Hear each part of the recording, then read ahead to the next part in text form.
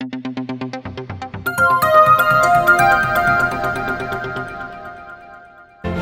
अरब के अंदर ऐसा बहुत कम होता है कि 3 से ज्यादा लोगों का एक साथ सरकलम किया जाए, लेकिन आज सऊदी अरब के अंदर 4 लोगों का सरकलम एक साथ किया गया। मुंबई के 20 साल के एक लड़के ने अपनी ही किडनैपिंग करवाई, यानी कि नकली किडनैपिंग की और अपने ही बाप से 30,000 रुपए फिरौती के तौर पर मांगे। अस्सलाम वालेकुम, मैं हूं ताहा नसीम, आप देख रहे हैं TN अरब हिंदी न्यूज।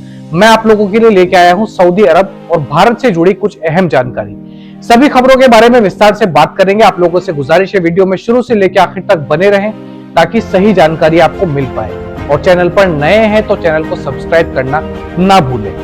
तो चलिए खबरों की शुरुआत करते हैं उस बड़ी खबर से जो हमारे पास में आ रही है।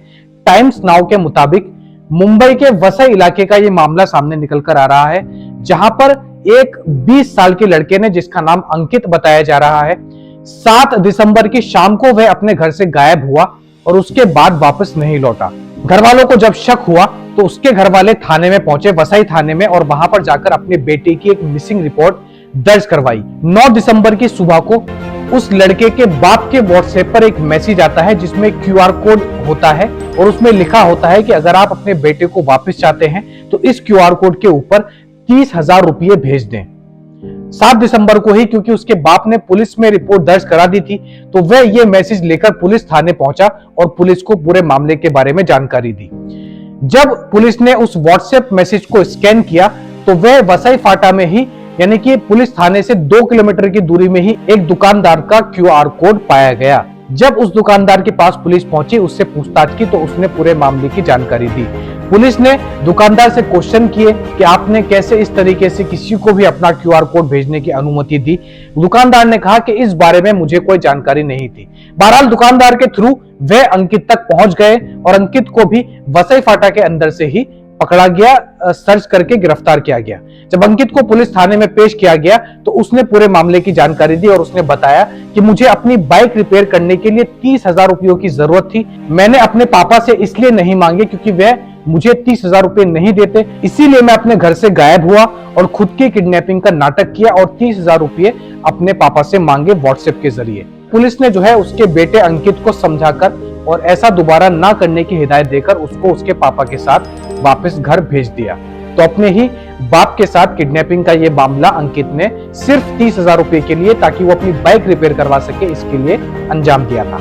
अब बढ़ते हैं अगली खबर की तरफ जो कि हमारे पास में आ रही है मिनिस्ट्री ऑफ मैन पावर की तरफ से। तो सऊदी में जो सऊदीनाइजेशन और प्राइवेटाइजेशन लागू किया गया है, यानी कि जो नियम यहाँ पर प्राइवेट कंपनीज के लिए बनाए गए हैं उनको फॉलो करना सभी प्राइवेट कंपनीज के लिए नेसेसरी होता है, जरूरी होता है। तो Saudi ministry of man power ने एक बार फिर से एक रूल्स बुक जो है सभी कंपनियों के लिए जारी की है, सभी को हिदायत दी है, सलाह दी है कि ये जो रूल है इनको आप फॉलो करें, नहीं तो आपके ऊपर जो है चार्जेस लगाए जाएंगे, फाइन लगाए जाएंगे। तो सभी फाइन्स के बारे में बात करते हुए Saudi ministry of man power ने बताया कि हमने इन कंपनीज को 3 कैटेगरीज में डिवाइड किया है, बांटा है।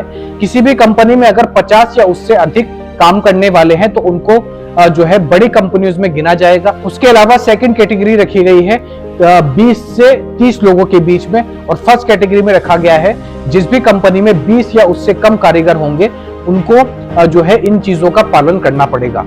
जिस कंपनी में जो भी सऊदियों की नौकरी होती है, पोस्ट होती है, उस पोस्ट पर अगर कोई भी कंपनी किसी गैर मुल्की को काम देती है तो ऐसी कंपनियों के ऊपर 2,000 से लेकर 8,000 रियाल तक का जुर्माना लगाया जाएगा। और कोई भी कंपनी अगर गैर मुल्की को बिना उसके वर्क परमिट दे, यानी कि बिना उसका इकामा बनवाए उससे काम करवाती है, तो ऐसी कंपनी के ऊपर भी 20,000 का जुर्माना जो है लगाया जाएगा।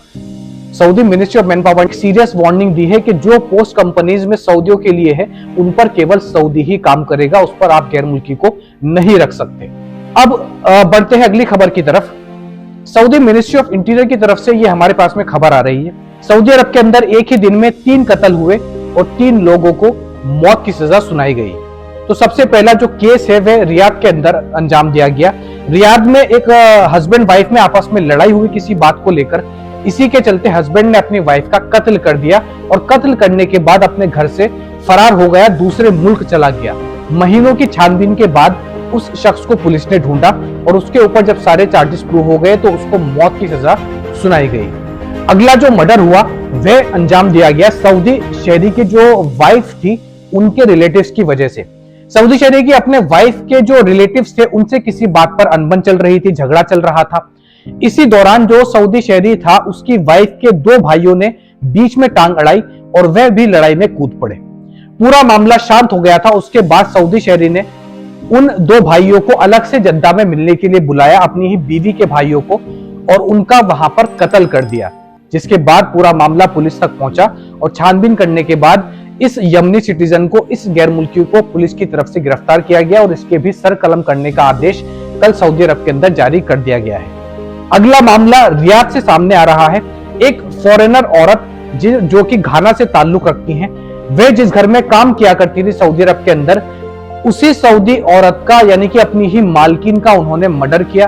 अपनी ही मालकिन को तेजाब पिलाकर उनकी जान ले ली। जब पुलिस ने इस औरत से छानबीन की, इस गैर मुल्की औरत से, तो उन्होंने इस पर कोई भी सफाई नहीं दी। बस इतना कहा कि हाँ, किसी बात पर मेरा जो है मालकिन के साथ झगड़ा था और मैंने ये कदम गुस्से में उठाया, तो तेजाब पिलाकर अपने ही मालकिन का कत्ल कर डाला। इसके चलते भी जो है इस औरत को, गैर मुल्की औरत को मौत की सजा सुनाई गई और कल शाम सऊदी अरब के अंदर इन तीनों लोगों का सर कलम कर दिया गया।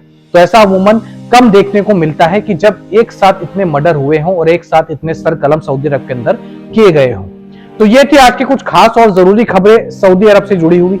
ऐसी खबरें मैं आप लोगों तक डेली लेकर आता हूं। वीडियो पसंद आई हो तो वीडियो को लाइक करना ना भूलें और आप हमारे चैनल पर नए हैं तो चैनल को सब्सक्राइब भी कर दें। मैं ताहा नसीम अब आपसे इजाजत चाहता हूं। इंशाल्लाह कल आपसे फिर मुलाकात होगी नई और ताजा खबरों के साथ। तब तक अपना ख्याल रखें।